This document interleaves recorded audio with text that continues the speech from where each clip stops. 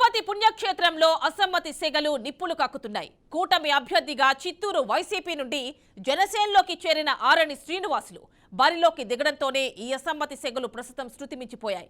తిరుపతి స్థానికులకు కాకుండా బయటి వారికి కూటమి తరపున పోటీ చేసే అవకాశం కల్పిస్తే స్వతంత్రంగా తామే బరిలోకి ఎవరో ఒకరు దిగుతామని అల్టిమేటం జనసేన టీడీపీ నేతలకు హెచ్చరికల ద్వారా చెప్తున్నారు.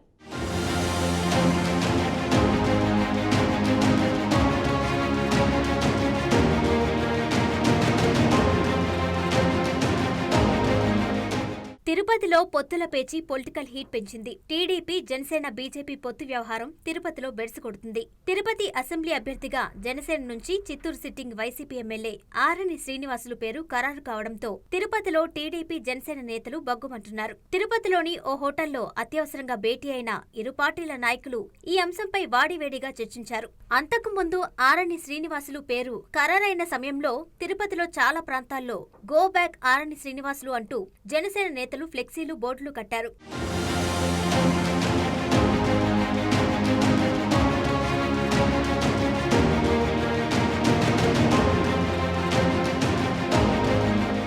స్థానికేతరుడికి కూటమి అభ్యర్థిగా ప్రకటించడంతో ఆ పార్టీల అధ్యక్షుల్ని నేతలు ప్రశ్నిస్తున్నారు. చిత్తూరులో ఆరణి శ్రీనివాసులు అవినీతి అక్రమాలపై చంద్రబాబు మొదలుకొని లోకేష్ దాకా బహిరంగ సభల్లో ఆరోపణలు చేసిన విషయాన్ని ప్రస్తుతం గుర్తు చేసుకుంటున్నారు. అలాంటి వ్యక్తి గెలుపు కోసం ఇప్పుడు తామంతా కృషి చేయాలా అని కూటమి నేతలు ఒకరికొకరు ప్రశ్నిస్తున్నారు. అసలు చిత్తూరులో వైసీపీకే పనికిరాని వ్యక్తి తిరుపతిలో మనకెలా పనికొస్తాడు అని వాళ్ళు హైకమాండ్ నేతలను ప్రశ్నిస్తున్నారు. ఇప్పుడు జనసేనలో చేరినప్పటికీ శ్రీనివాసులు గొప్పోడవుతాడా అని అంటున్నారు. ఇప్పటికీ వైసీపీ ముఖ్య నేతలతో వ్యాపార సంబంధాలు కొనసాగిస్తున్న ఆరణి శ్రీనివాసులు అనే వ్యవహారాలు అలానే ఉన్నాయి.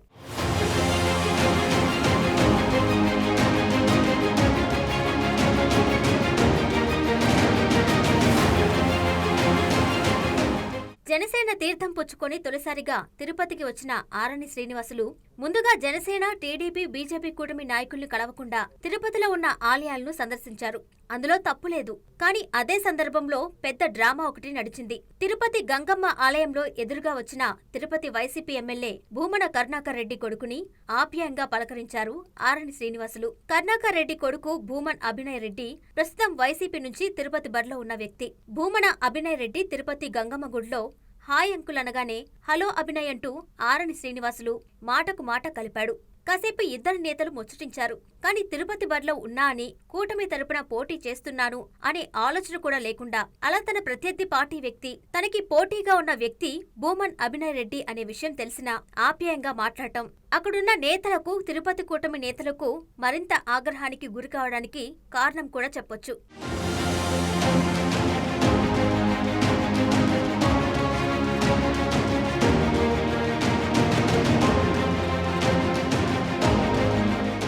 ఇన్నాళ్ళు అధికారం అనుభవించి పార్టీ మారి ప్రస్తుతం ఎన్నికల్లో ఒక ఎమ్మెల్యే అభ్యర్థిగా పోటీ చేస్తున్న వ్యక్తి ఆరణి శ్రీనివాసులు. అలా వ్యవహరించడం ఎంతవరకు కరెక్ట్ అంటూ తిరుపతిలో స్థానికులు సైతం చర్చించుకుంటున్నారు. సందర్భం ఏదైనా అది ఆలయమే అయినా ముందు వాళ్ళు ప్రధాన పార్టీల నుండి తిరుపతి బరిలో నిలబడుతున్న అభ్యర్థులు. ఈ ఎన్నికల్లో తిరుపతి నియోజకవర్గం నుంచి అధికార పార్టీ నుంచి ఒకరు, ప్రతిపక్ష పార్టీ నుంచి మరొకరు నిలబడుతున్నారు అన్న ఆలోచన పక్కన పెట్టేసి గతంలో వైసీపీలో ఉన్న పరిచయాలు, కుటుంబ నేపథ్యం, ఆదరాభిమానాలు ఇవన్నీ ఈ సందర్భంలో పెనవేసుకునేలా మంతనాలు సాగించడం ప్రస్తుతం రాజకీయంగా చర్చనీయాంశంగా మారింది.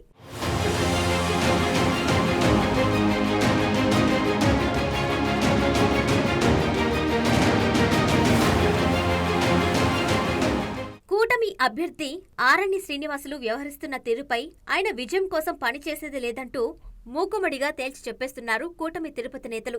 తిరుపతి నుంచి పోటీకి పవన్ కళ్యాణ్ ను ఆహ్వానిస్తున్నారు. మరోసారి ఆ ప్రయత్నాలు చేస్తున్నారు. కానీ జనసేన అధినేత ఈ విషయంలో నో చెప్పినట్లు సమాచారం. సరే, ఒకవేళ ఆయన కాకుంటే స్థానికులకే టికెట్ ఇవ్వాలని, ఆరణి శ్రీనివాసుల్ని పక్కన పెట్టాలని డిమాండ్ బలంగా వినపడుతుంది.